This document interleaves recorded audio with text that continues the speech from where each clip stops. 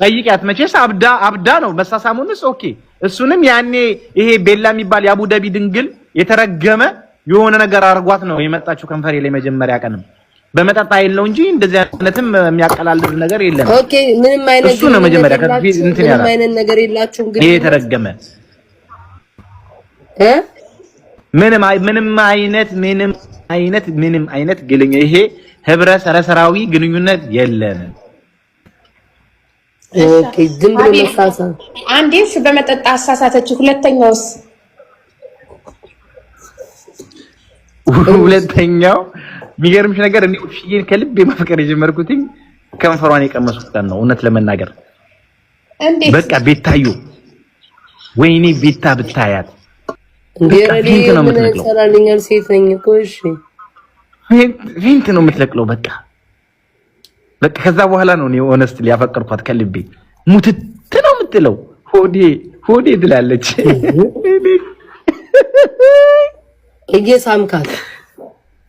እየሳመችኝ እኔ ምን አውቃለሁ ይዣለሁ ሩዝ አምጣኔ ተባልኩትኝ የሩዙ መጨረሻ ይሄ ነው ምን ላድርግ ሩዝ ላድርስ ነው ሄድኩትኝ በቃ ደግሞ ምታናደደኝ 5 ሰከንድ እኮ አትስመኝም 5 ሰከንድ አትስመኝም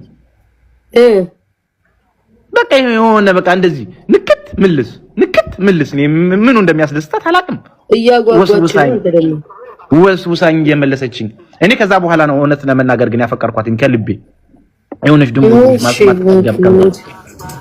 ማትጠገብ ከንፈር አሁን አንተ የደበረክ ሙሉን ታሪክ ስላልነገረችን የደበረ አው የኔ አይ መጀመሪያ ጓያልኩበትኝ ሰሞኑን ጓያልኩበትኝ ፍቅረኛ አልነበረም ዩቲዩብ ላይ ላፈምሰው ቲክታክ ላይ ላፈምሰው ገንዘብ ላሰራው ብዬ ነው በማለቷ ተናደርኩኝ ከዛ ደግሞ አላህ ደግሞ የልቤን አይቶ ደግሞ አንቺን አንድ ነገር ሳንነጋገር ምን ሳለን ስትጠይቂያት ደግሞ ፍቅረኛ እንደሆንኩኝ እንደነበርኩኝ ራስሽ በራሳችሁ መንገድ አረጋገጣችሁ መቼስ አካውንቴ ኦኬ ሊፈምስ ነው ገንዘብ ሊሰራ ነው ከንፈሪስ ምን ሊሆን ነው ከሷ ከንፈር ጋር የሚገናኘው ሊፈምስ ነው ከንፈሬም የህዝብ ሊሆን ነው ከዛ ሊፈም ከንፈሬ ምን ምጠፈምሱ ነው እሱ ማለት እሺ ይሄን ንገሪኝ እሺ አካውንቴን እሺ ልታፈምሰው ነው ዩቲዩብ ኦኬ ገንዘብ ልታሰራይ ነው ከንፈሬ ላይ ምን ልታረግ ነው የመጣችው እሱም ሊፈምስ ነው ያይልኝ በአደባባይ ነው ፍቅረኛ አይደለም ላፈምሰው ልርዳው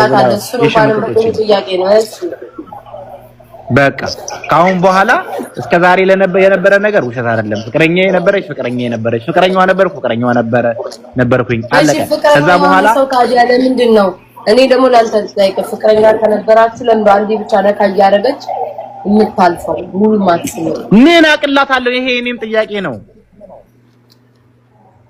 ምን አቅላታለሁ ወይ ጀምራ ወይ ጨረሳጨር ይበል ነው አረን ያላቀም እንደኔ እኔ ተጠይቀው የሆነ ጊዜ ላይ አረ ኖርማል በቃ እንደማንኛውም ሰው እንደማንም ቲክታከር ነው የምንገናኘው ነው ያለኝ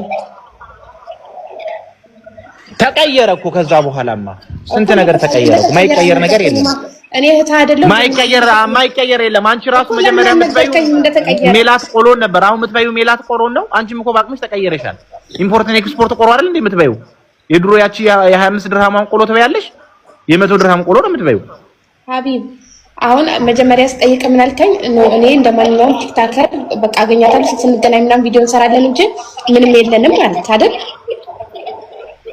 ምንም የለንም ያኔ እኮ የኔ ቆንጆ ያኔ እኮ ምንም አልጀመርንም እኮ እሺ አሁን ነው ስንት ጊዜ ሆናችሁ ፍቅረኝነት ከጀመራችሁ ወይ በእናትሽ አታጨናንቂኝ ቀጮ ወንድምሽ አይደለሁ እንዴ በቃ እኔ መጣር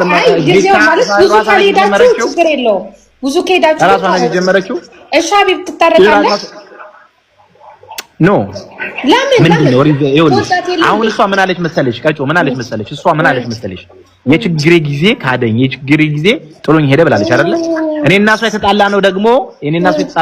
የተጣላንበትም ኬዝ ራሱ እኮ የሚያስቅ ኬዝ ነው የተጣላንበት የተኮራረፍንበት ብሎክ የተዳረግንበት ኬዙ የእንቁጣጣሽ ቀን ነው ኒው ይር የዕለቱ ቀን ማለት ነው እንደውም ዳቦ ያገርኩ ብሯ የተበላች ጊዜ ብሯ የተበላው ደግሞ መቼ ነው መስከረም 8 ነው መስከረም 9 ከ8 ቀን በፊት ታይቶ ነው የራካ ስለዚህ የተጣላነው እኔና እሷ ከችግሩ በፊት ነው ማለት ነው ሁሉ ነገር ላይ ብሎክ ተደረገን እኔ ከየት ነኝ መንፈስ ነኝ እንደ ቤቷ ገብቼ ለማጽናናት ደግሞ ደውዬላት አጽናንቻታለሁ አሁን ታውቂያለሽ እሷ ኃላፊነት የጎደለው ነገር ታደርጋለች። ምክንያቱም አሁን እኔም የህዝብ ልጅ ነኝ። እኔ በፊት እሺ ችግር የለውም የራሴ ልጅ ነኝ። አሁን ግን የህዝብ ልጅ ነኝ። እኔም ተከታይ ያለኝ እኔም ቫይራል ላይ ምንድን ነኝ?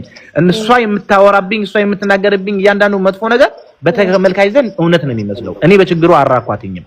እኔ በችግሯ ሰዓት ደውዬላታለሁ። እንደውም በችግሯ ሰዓት ደውዬላታለሁ፣ አጽናንቻታለሁ።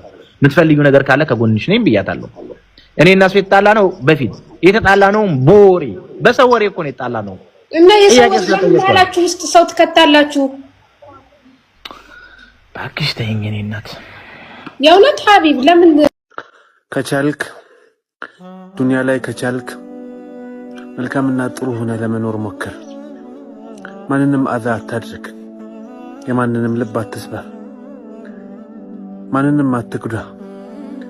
የማንንም አይን ባንተ ምክንያት እንባ እንዲፈስ እንዳታደርግ።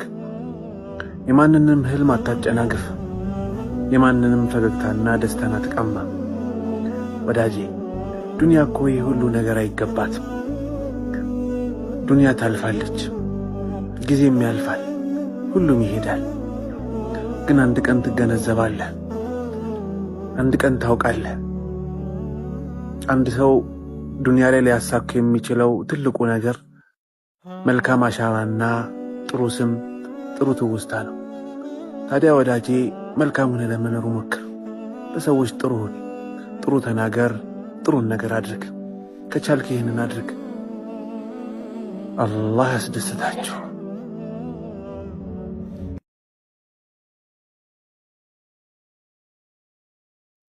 ሰላም አለይኩም ወራህመቱላሂ ወበረካቱ።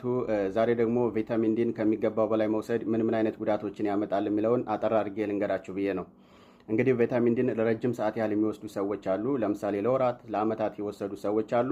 እንዲሁም ደግሞ በቀን ማግኘት ከሚገባን ዶዝ በላይ የሚወስዱ ሰዎች አሉ። ለምሳሌ ባለ 50,000 ባለ 25,000 ባለ 10,000 ኢንተርናሽናል ዩኒቱን በየቀኑ የሚወስዱ ሰዎች አሉ።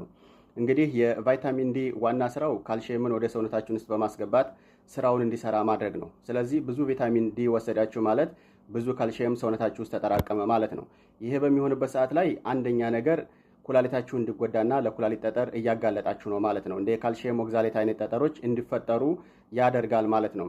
በሁለተኛ ደረጃ እንግዲህ አጥንታችሁ ውስጥ ይሄ ካልሲየም በመጠራቀም የአጥንት ህመም እንዲመጣ ያደርጋል ማለት ነው። በሶስተኛ ደረጃ የልብ ምት እንዲዛባም ያደርጋል። ይሄ ካልሲየም ሰውነታችን ውስጥ ሲበዛ ማስመለስ፣ ማቅለሽለሽ፣ የምግብ ፍላጎት ማጣት የመሳሰሉ ነገራቶችም አብሮ የመከሰት እድል ይኖረዋል ማለት ነው።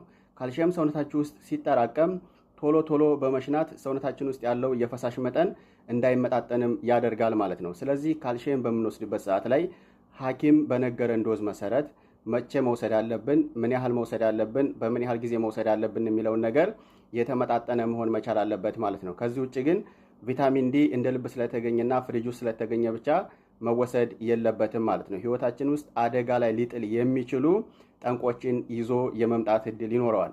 ስለዚህ የትኛውንም ቫይታሚን ሐኪሞችን ያማከረ ቢሆን መልካም ነው። በተለይ ደግሞ እነዚህ እንደ ቪታሚን ዲ አይነቶቹ ሰውነታችን ውስጥ በመጠራቀም የራሳቸው የሆነ የጎንዮሽ ጉዳት ይዘው ስለሚመጡ ጥንቃቄ ልናደርግ ይገባናል ማለት ነው።